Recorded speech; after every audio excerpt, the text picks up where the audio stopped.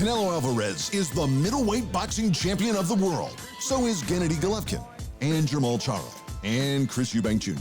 Sort of. Boxing has a serious belt problem. So which one counts?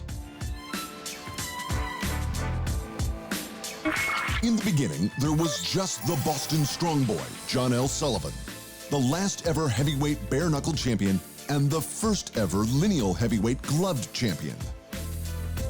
Sullivan lost to James Corbett, who lost to Bob Fitzsimmons, who lost to Jim Jeffries, who lost to Jack Johnson, who lost to Jess Willard. All the champ, because that's how the lineal title gets won. Then Jack Dempsey utterly demolished Willard, and everything changed. The World Boxing Association, then known as the National Boxing Association, officially designated Dempsey as the heavyweight world champ, and they gave him a belt to prove it. That was 1921. From then, if you held the WBA belt, you were the world champion. Except most WBA fights were between Americans, and they were constantly fixed by the mob. It was easily the most corrupt sport in the world. To combat this, 11 countries formed the World Boxing Council to crown world champions who were actually world champions. That was 1963.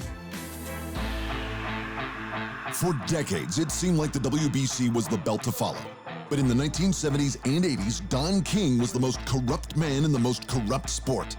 And it was the WBC who profited off King's corruption. It would be good to say Robert Bobby Lee, the president of the United States Boxing Association, formed the International Boxing Federation to combat corruption in 1983. But no. After gaining recognition as the third belt thanks to fighters like Larry Holmes, Lee and the IBF were found guilty of racketeering, taking bribes, money laundering, and tax evasion. A fourth sanctioning body was formed, the World Boxing Organization, to clean up the mess. That was 1988, but by then, it was too late. With new WBO champs like Prince Naseem and Vitaly Klitschko validating the organization, there were too many belts to know which one was the real one. And which belt is the real one? None of them. Dempsey didn't need a belt to be crowned the #1 guy. He just needed to beat the #1 guy before him. And that's how boxing is supposed to work. Lineal champions are the only real champions, and everyone else is just a contender. Thanks for watching. And remember, if you want more fight sports in your life, just hit the subscribe button.